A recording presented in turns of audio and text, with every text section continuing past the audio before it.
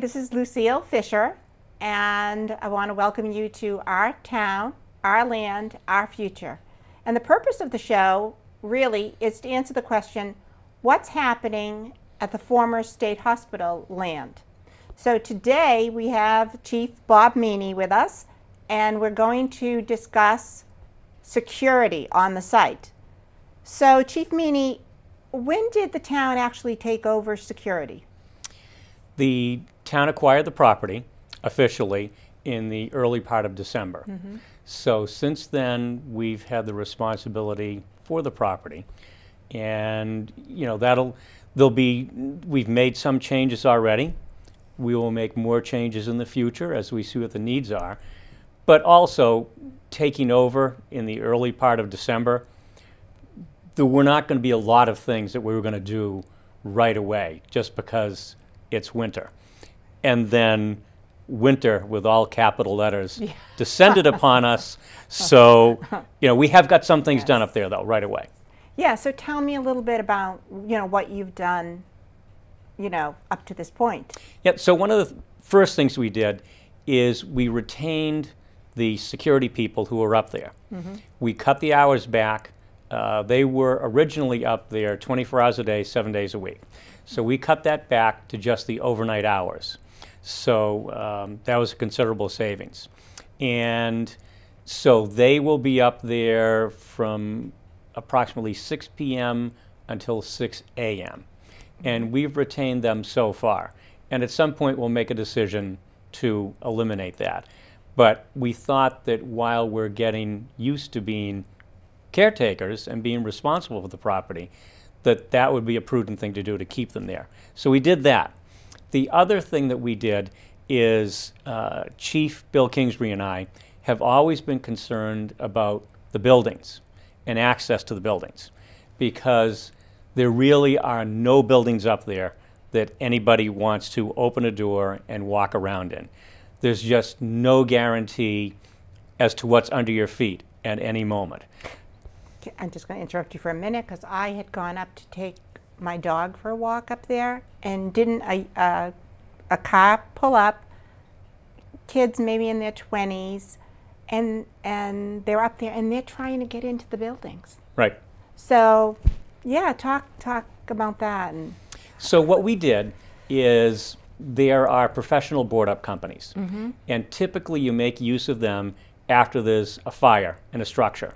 And they come out at 3 o'clock in the morning. They have all the materials, all the skill levels, and they board the structure up for you. So Chief Kingsbury got in contact with several of those companies to have them come out and do proposals for us. And essentially what we told them is that we want someone to look at one of the doors and decide that either one, it's not worth it to try to get in the door, or if it is worth it to get in the door, I need to go back and get my chainsaw. We just wanted it so plain that the buildings are shut. So the companies, they're very good. They did a complete inventory of every building. They went back and they'd done measurements. So they measured all the appropriate pieces of wood. They had them pre-painted in that dark reddish color that most of the other wood is up there, so it's not going to stand out and look obnoxious and glaring and whatnot. And then they came back and they actually put them up. And a lot of the doors were fine and could stay as they were, and some of the doors that instead of having screws maybe an inch or two long, well, now they've got screws. So you got to do some work to get inside inside those buildings. Then the other thing that they did is that anyone who's been involved with the state hospital for any length of time knows that you can refer to any one given building by a variety of names, numbers. Oh, it's on the back side of the main campus on the right-hand side. So we decided that it would be simpler if we had a numbering system. So we came up with just a very logical numbering system. And then we designed signs to go in the buildings that are bright yellow with black lettering. They're easy to read, and it makes it very plain that it's paraphrasing, it's a very hazardous and silly thing to walk inside this building. You're at great risk and at great danger. So all those signs went up along with a number, and the reason for the number is partially so that we can know where we're going if we have to respond up there. But if someone's up there walking their dog, they can say, building number 23, the front porch collapsed under the weight of the snow, which actually did happen.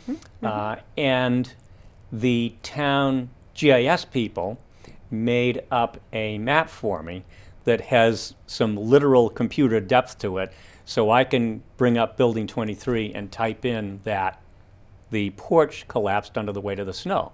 So if someone asks us 5 years from now, so what's going on up there? I'm going to be able to pull that information up and have that. You'll have a whole list. Yeah. But actually, so you're really looking for the community to help. Correct. Yes.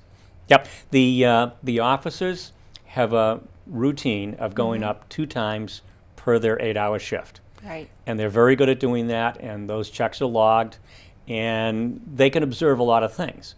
But someone who walks their dog up there 7 days a week, they're going to notice things right away, immediately. And we need their help, because something that we might not see, they're going to notice right away. We don't necessarily get out of the car and walk around every single building. You know, at 3 a.m., I don't want the officers necessarily doing that. I want them to drive through, make presence known, see the obvious issues, and log that they've been up there. So people coming up on the property, huge help for us. And there's contact information on the signs. There's an email address where people can send an email. And so right from their phone, they can do it right. They can call, they can send an email. Yeah. There's also the business number for the police station is there, the 508-359-2315. And then if all else fails, if it's an emergency, dial 911. Yes. And up we come. Right. So tell me now, people are allowed to go up there. So under Absolutely. what circumstances, now that we own the property, under what circumstances can they actually go up and, you know, enjoy the walk land? around? Well, and this is part of the last piece that we've done so far, which is, you may notice it'll stick out more now in the snow. There's approximately a 4-foot tall black chain link fence that goes from where the guard shack currently is all the way over along the back side of the main road. So you really don't see it. It's not on the edge of Hospital Road, so it's not obnoxious and glaring in your face. But that's to keep vehicles off the property, because we don't want the vehicles in the property. So then part 2 to that was going to be sometime in January that a gate was going to go up there. Well, that was kind of precluded, preempted, tossed aside by 5 feet of snow. Yeah. So once that all goes away, there will be a gate up there that in the cruisers, we turn on the emergency lights and the gate will go up. And we can go in, drive around, check the property, come back out again. And then the gates that are currently there now, the same company is going to move one of the gates over by the, I think they call it the Stone Gate entrance. There's a little roadway where you can get in there, so there's going to be a gate there. And then way down the back part of the property that leads over towards the Dover-Sherburne High School, there's another spot where you could put another gate. So we're going to do that. So that will get that done.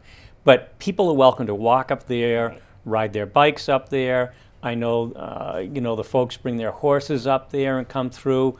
Not interested in having cars up there. Right. Cars just create issues for us.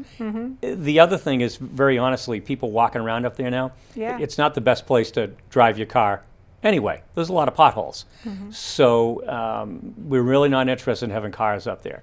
If there's something specific that's going to be going on and people need to bring something in and, bring it to a site in the hospital, absolutely. We're going to, that's fine. We'll figure that out.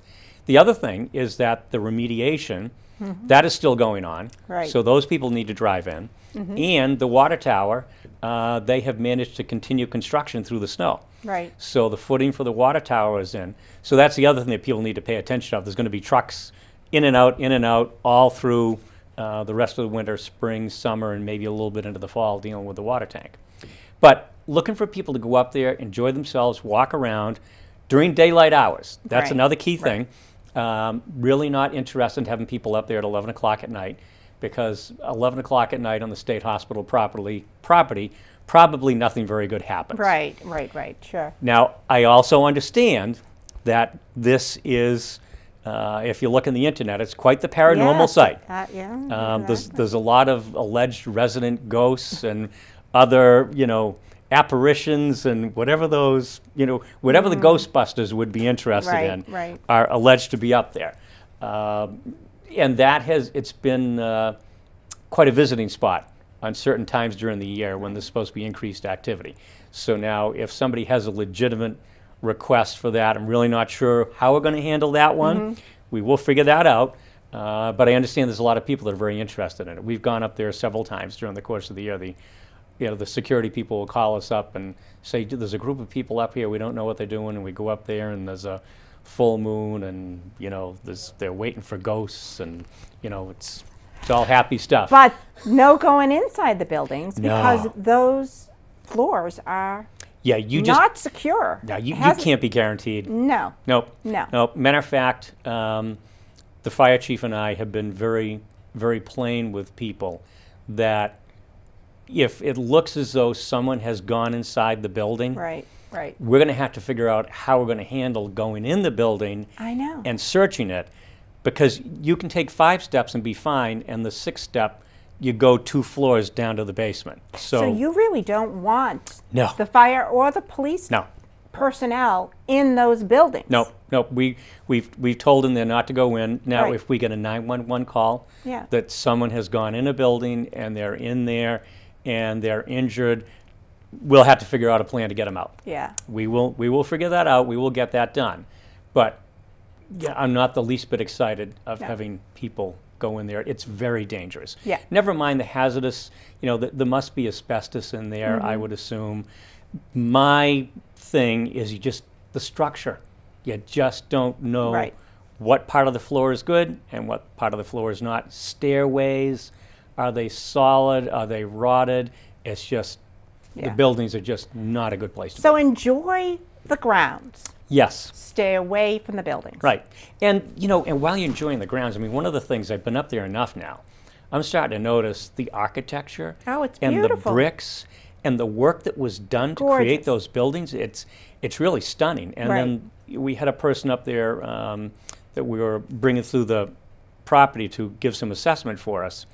And that person noticed that the slate up there on the roofs is much thicker than your typical slate. It's real, honest to goodness pieces of slate. So beautiful architecture. Right. Very just fascinating stuff from, the turn of the century that you really, I don't know that you see that done that much. So the historical value, even the trees that are up there, there are some very unique. There's lots to enjoy. It's a pretty spot. It's gorgeous. It's a beautiful piece of land. So if people do want to go up, walk their dog, walk the land, snowshoe. I know a few people who go up and snowshoe. Yeah, maybe cross-country ski Cross-country also. ski, Yes, yes. I think I know who you're referring to. There are a few people. So where do they park? Well, we're going to have, once we get everything all figured out and the snow goes away, there will be room for people to pull in front of the gate and go to either side and park there. We'll get that figured out. We're going to want the gate clear because that's how we're going to need to get in if we have to get in. So the gate has to remain clear. And then the other option is people can park across the street up the top of the sledding hill and the road that goes down around to the recreational fields and whatnot. The only caveat there, and we ran into this a few times this winter, the buses turn around there, the school buses. Really? So in the afternoons, we ran into difficulties with there not being enough room for the bus to be able to turn around because of people parked and either sledding or walking in the hospital. So again, that'll be another one of those things. We're going to figure out how to mark that out so people understand that, because the school bus can't back up. They have to turn around. Right. If they're to back up, they have to have somebody behind them watching them do it. So they can't just pull up, back in, and drive away. They have to go all the way around that loop. So ultimately, the police department, is making the decisions about security. Yeah, right now, if something came up and somebody wanted to know, what do we do about this? Right. And a good example came up, Dana, the reporter for the Medfield Press. She was walking up there and she noticed an old catch basin or access hole down to whether it was for the electrical or the steam or whatever, and it just had a piece of plywood on top of it. So, she gave me the heads up about that. So now I've got to make a decision. I've got to do something about that. It takes more than what I've got, so it's more than a couple of concrete blocks. So I call up the highway department, Dr. Bobby Kennedy Jr. He finds a large piece of concrete, larger than this table that's between us, that needs a backhoe to pick up, and that gets placed on top of the manhole. So those things are easy. If we get into things such as there have been discussions about putting some video cameras up there, just to see people coming and going, that I'm not going to do on my own. Right. For that, we're going to have a consultation with Bill. We'll talk with some of the folks at the town hall. There is also a committee, a subcommittee. Right, yes, I was just reading about that, so. Yep, there's a subcommittee that's going to be dealing with the buildings and grounds at the state hospital. So I'm part of that. The fire chief is part of that. There are some other people from the, John Thompson from the state hospital committee, he's on it. Right. And I believe that Christine Treeweiler, she is also part of that. She may have recommended myself and the fire chief to be on it. Thank you very much. Good idea. Yep, seemed appropriate. Yeah. So we'll make some decisions, but then at some point, it depends on what financial factors are involved. So I'm not going to go out and decide that next week, I think $80,000 worth of cameras would be a great idea, and I'm just going to go off and do that. So no, that's not going to happen. Right. There's going to be, going to bring in some people, some experts, and have a discussion and decide where the money comes from, what's available, how do we do it, is it to be done at all, things of that nature. So if it's an immediate crisis, myself or Chief Kingsbury, we can make some pretty quick decisions. It's pretty much what the taxpayers pay us for. Right. But if there's some long-term thing that we could take a breath, step back, look at the situation, talk to some people, figure it out, sure, we can do that too. So it's not just one person making the decisions. Right. Now, is there anything, that you can see down the line that other than cameras or that we may need up there, or? Well, at some point. What kind of things are you looking at? Now we've made it through the winter. Right. And the highway department did the plowing up there. So now we're going to get into the growing season. Right. So the lawn's going to need to be mowed because you do not want to have a situation where it gets overgrown and it is a tick habitat and you've got people walking their dogs and harvesting ticks from the property. So we don't need that. So there's going to have to be some maintenance done through the course of the year. So I envision that happening. And then once everything's done, once the whatever work is being done by the river as far as cleaning up and terracing and all the work that's being done down there, and once the water tower is done, there's going to be more people coming in, and if I'm correct, there's going to be some access to the river from there. That's what I heard. So we're going to have to figure out where people are going to park, how to get them in and out, how to make it clear where they park, which is, that's the other thing I need to mention. Yeah. Is when you go up to the hospital, I mentioned about where you do park. Now, where you don't park is at the end of Long Meadow Road. The neighbors up there are really tired of having the cars appear at 10:30 at night, and people get out of the cars and go over the stone wall and into the property. That's just not a good thing.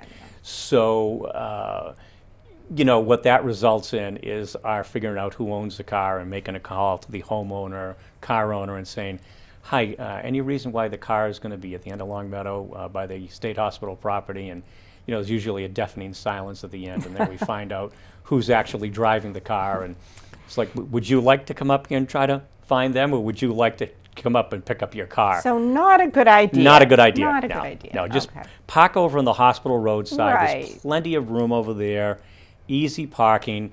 There are going to be some times in a few weeks, hopefully, when more of the snow goes and it all turns to mud, where it's going to be a little difficult parking by the sledding hill and whatnot. Right. But, you know, we'll have that figured out. We'll look at some parking and where people can actually get in, unload, you know, skis, snowshoes, whatever it is, and, you know, be able to go and enjoy the property. Because the more people that are up there and enjoying the property, really, the less bad things are going to happen. That's right. The more people up there, that. the better. Yeah, I'm very pleased with people using it. It's a gorgeous piece. Again, I've already said this, so I'm just repeating myself. It's a gorgeous piece of land. We own it now. The town owns it. We're in the process of, you know, creating a master plan as to how it can be reused. But we might as well safely enjoy it. So you want people up there during the daytime.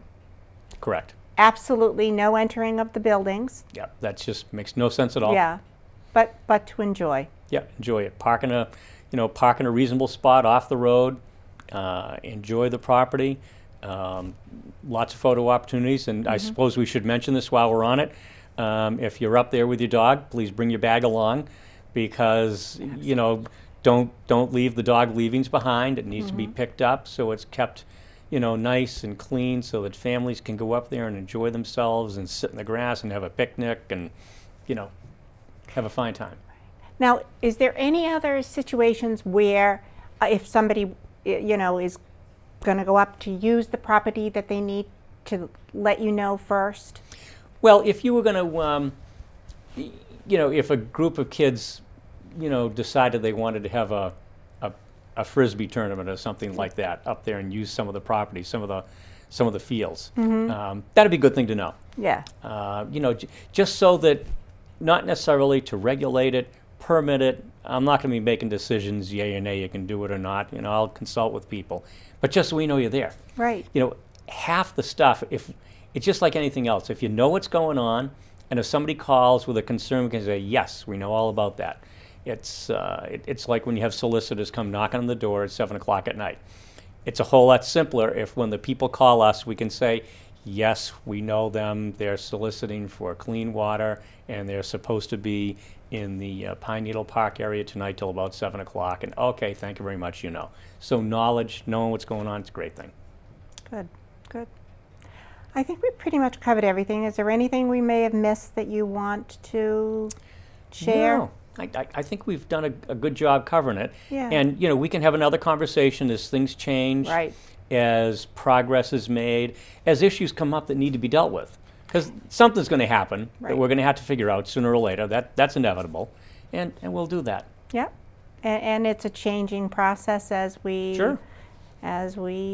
make decisions, and things are going to, definitely going to change. Well, and it's a big change that, and I don't know how many people actually know this, but up until that mid part of December, you know, if something happened on the property, the police department, the fire department would go up. When the hospital was open, you might go up there for an ambulance run, but they had their own security personnel up there while the hospital was open. So we really did not go up there, even 25, 30 years ago on a regular basis, and drive around and have interactions with people. So this is something new. We've acquired a new area, as I put it, is kind of like 100 acres. Yeah, it's kind of like you got a new neighborhood, 7 acres that nobody lives in. Right. And so it's a piece of property that we have to monitor, keep an eye on, and just make sure everything's safe and people are safe. That's it. Enjoy it, but be safe. Yeah. Well, I want to thank you so much, Sure. because I know you're very busy, to come and talk about, you know, the security up at the former state hospital land. Yep. We ask that you continue to watch, the public continues to watch this series. We are going to continue to cover topics that are of interest and answer the question, what's happening at the former state hospital land. Please go to our website, www.mshvision.net. You can find a lot of information there, and sign up for our weekly newsletter. We're also on Facebook. Thank you for watching today.